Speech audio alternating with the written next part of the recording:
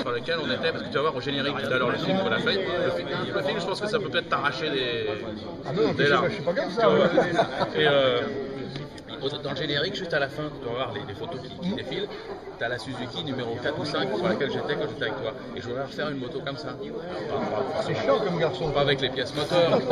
C'est possible la semaine prochaine. Non mais pas avec les pièces moteurs. Pour hier. Non mais pas avec les pièces moteurs, mais toi le truc, alors, je sais pas quelle moto faut trouver, faut prendre une moto de série. Non, pas forcément, faut qu'on. Mais non, mais enfin, à voir. Mais,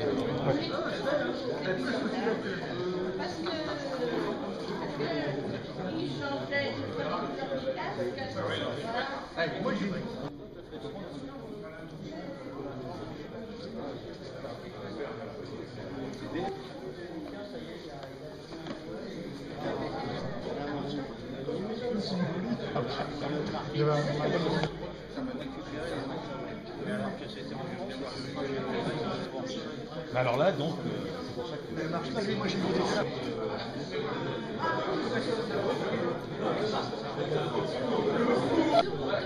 Il se mettait tout en photo, vu qu'il était le rédacteur auprès de Madame.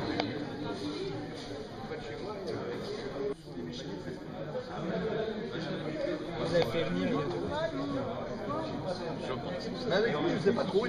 On aurait bien aimé avoir la 350 JS, ça c'est des belles motos. C'est quand même mieux que le Peugeot 104, mais je sais pas. C'est ça, il y a un Mackie, mais c'est pas. Je sais pas qui est-ce qui l'a. Ah, tu peux la décrire, vas-y. Je pense que c'est cette Georges, mais enfin. Non, ouais, Adolphe Danic, elle avait plusieurs, puis ça fait tellement longtemps. Alors, mais je pense que puisque nous avons le dernier mécanicien de Georges Bolloré, qui a été des plus grands champions motocyclistes français, dont on rappellera cet après-midi le palmarès, on va retracer avec toute sa famille l'histoire. Vous savez que les pilotes sont dans la lumière, les mécaniciens sont dans l'ombre. J'avais 400 restants à l'époque, une remonte, la sienne, derrière, et la caisse de pied dans la l'espace. Et on montait un Amérique, on avait comme Amérique. D'accord, c'était pas convenable. Alors je crois, et il ressemble, je m'en entends, on est quelqu'un qui a couru dans une commune en Portugal qui s'appelle M. Bourrier.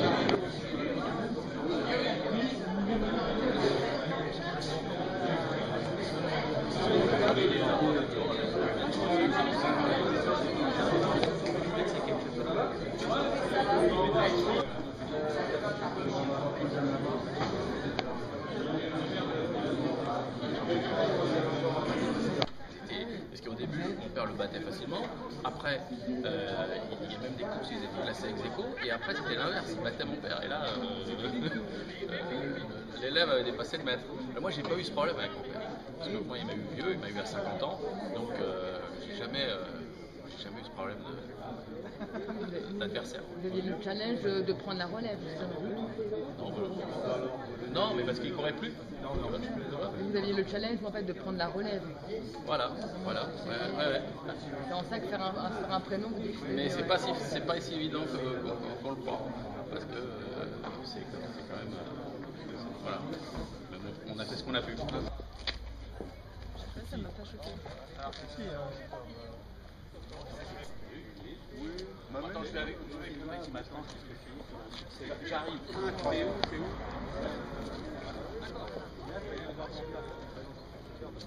Attends, je retire mes lunettes. Je trouvais pas pareil. de pilote. Et on a même parlé, dans son cas, on a employé l'expression inusitée de quasi-victoire. Donc c'est l'une des voitures. Et Georges Monneret, d'ailleurs, n'a pas couru que Le Mans sur cette voiture. Il a couru également, avant les 24 heures du Mans, le Grand Prix d'Anvers 1939, dans lequel il a terminé 3e derrière 2 Alfa Romeo beaucoup plus puissantes et premier de sa catégorie. Et il a disputé également avec le Grand Prix du Comminges à Saint-Gaudens en 1939, dans lequel il a abandonné. Alors cette voiture, mon épouse et moi-même la possédons depuis 32 ans. Et quand elle est sortie de restauration, en 1982, on a eu la chance de pouvoir organiser au Vésinet un cocktail auquel a assisté Georges Monneret, auquel assistait également Louis Gérard, qui était son copilote au 24 heures du Mans 39, et c'est Philippe Monneret, présent aujourd'hui, qui avait amené son père au cocktail, au cours duquel il a eu beaucoup de plaisir, de joie et d'émotion à retrouver sa voiture du Mans 39. Et c'est beaucoup d'entretien? Comment? C'est beaucoup d'entretien? Non, elle ne nécessite pas une maintenance compliquée, parce que c'est une mécanique relativement simple, qui développe 137 chevaux, mais qui marche encore actuellement, qui est quand même actuellement capable d'un bon 210 km/h. Et que je fais rouler en manifestation consacrée aux voitures d'époque, pas en course, mais en démonstration. Pas en course parce que les gens qui ont fait la gloire de ces voitures-là, ce ne sont pas leurs propriétaires actuels, qui n'en sont que les dépositaires provisoires pour le court laps de temps qui passe sur Terre, mais simplement parce qu'il faut qu'un morceau du patrimoine automobile historique sportif français continue à s'exprimer de temps en temps sur les circuits et soit connu du public. Juste une dernière question en tant que passionné des sports automobiles et motos. Vous le trouvez comment cette exposition? Qu'est-ce qui vous plaît? Alors, cette exposition, écoutez, ça fait un demi-siècle que je participe à des expositions et pour être très franc, c'est la première fois que j'assiste à une exposition à la fois didactique, très bien organisée, très bien mise en scène, si je me permettre l'expression, et organisée qui plus est par des gens charmants et sympathiques, ce qui ne gâte rien. Donc je n'ai absolument, et c'est très sincère, que des compliments dithyrambiques à en faire. D'accord, je vous remercie beaucoup, monsieur Joly. Je vous en Merci prie. beaucoup. J'ai juste pour récupérer le micro. Oui, que je n'emmène pas votre... on a que failli je m'emmène- partir, on disait rien. J'avais emmené votre micro. Je ne disais rien. Oui, pour rétrogradage, parce que machin, etc. Il m'a expliqué tout ça. Il m'avait fait la Giro Cabantou, qu'il emmenait son pote derrière, parce qu'ils ont emmené la voiture en remorque, avec du velours. C'est un mec qui les avait appelé du velours parce que le mec il disait ça va derrière, il disait du velours. Et à un moment donné, pour déconner, ils ont attaqué et la voiture elle a mis une roue dans le fossé. Ils ont dû fait quand on est jeune quoi. Donc, mais ça bonjour. Ça va. Alors vous voyez, elle est bien arrivée votre voiture. Hein. Elle est bien arrivée. Sans problème. Oui, absolument.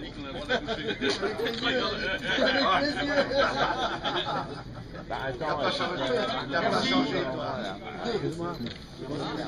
Ne la bouge pas. Impeccable. Autour de la...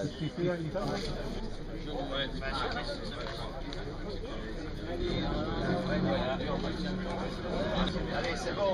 C'est bon. Merci messieurs. Ah Jacques, Bonjour mon petit café. Moi j'ai bien. t'avais pas envie qu'on le pique, hein. L'ami dans T'as fait un montage avec ça on a fait ça à l'arrache, mais c'est quand même un truc pas mal fait. Les musiques sont bien, c'est Aude qui l'a fait, c'est ma femme. C'est ma femme qui l'a fait. c'est la montée. Ça, c'était ça. Et on a fait un générique avec des photos, tu vois. C'est l'air maquis, soit. Alors, Pourquoi vous l'avez caché? ils disent que c'est ça. Pourquoi elle était pas de cette couleur-là? Ah, moi, c'est pareil. Elle était pas de cette couleur-là. C'était celle-là. Peut-être qu'il a été transporté. Elle était transformée à quelle. Ah bah Georges m'en a parlé, Georges Cougeret, Karina m'en a parlé. Il est là, à l'époque de Yamaha qui va faire Et après, je l'avais vendu sur les Pierre pour habiller Paul à l'époque, ça coûtait beaucoup de sous. Je l'avais vendu à un fils de notaire à Paris, il avait peint en jaune. C'est mon voisin de stand de l'Anvers, qui sont encore rigolés avec sa femme de ménage. Et puis tu as dû la racheter à ce gars. Mais ça, c'est la 350 De ton père, avec laquelle il faisait les records. C'est sa dernière moto. On va tout savoir. On va tout savoir. D'origine. C'est la dernière moto que ton père a eu à lui. Il a acheté des carrutheurs, moi j'ai tous les Il avait une des motos avec le carbu qui sortait pour éviter, parce qu'autrement il était en dessous la poutre. Évidemment c'était pas bien, alors j'ai copié, j'ai fait. Nous, on a toujours eu des problèmes de poutre. Oui. C'était notre. C'était pas du tout celui de ton père, parce qu'il était beaucoup plus large. C'était vachement enveloppant à l'époque. C'était pour des mecs. Philippe, c'est tapotais. Je tapais au réal. Et ça, c'est quoi ça? C'est la manette d'avance ou quoi? Non, ça c'est l'enrichisseur. Ah, c'est l'enrichisseur. Comme tu le faisais, ça peut à droite. Ouais.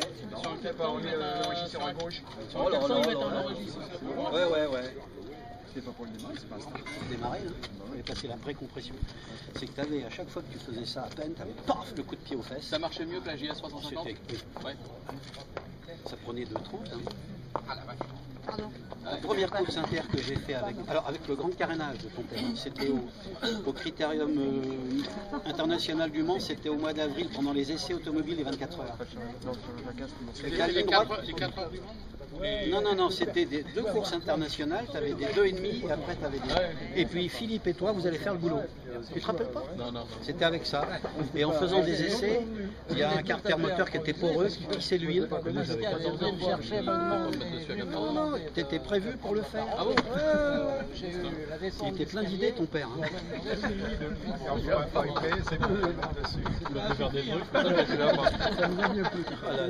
Qu'est-ce que c'est beau. Oui. On ne l'entend pas non plus. Alors. Oh la pauvre. Il y a des blondes.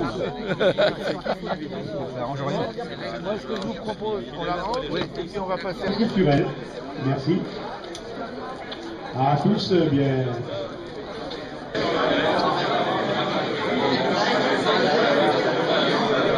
Monsieur le conseiller général Jérôme Couette, messieurs les élus, monsieur le vice-président de la Fédération internationale de cyclisme Jean-Pierre Mougin, monsieur Philippe Monneray, on va aussi vous êtes aussi à nos côtés.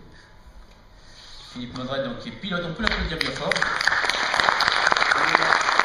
Pilote moto et même politiquement incorrect. Je dirais donc tout simplement, chers amis de Georges Monneray, de son souvenir, de la famille Monneray, et nos chers amis à tous. Bien, je voudrais tout d'abord remercier les organisateurs de leur gentillesse qui s'est manifestée par l'objet que je tiens dans la main actuellement, et je voudrais surtout dire tout le merci que nous devons à une équipe animée par Pascal Pendier, par M. Vester, etc., des personnes dont je ne connais pas tous le nom, mais en tout cas une équipe formidable qui a mis au point une exposition. Je peux vous dire que j'ai terminé, c'est que je crois que Georges Monneray a laissé à tous ceux qui l'ont connu, un souvenir impérissable, et je pense que malgré que son comportement fût parfois très peu catholique, Dieu, dans son infinie bonté, l'a admis au paradis, et que lorsqu'il est arrivé au paradis, au milieu de gens bien gentils, bien convenables et bien convenus, la première chose qu'il a demandé, ça a dû être la porte de sortie. Merci à tous, et la sortie se fait. Merci à tous.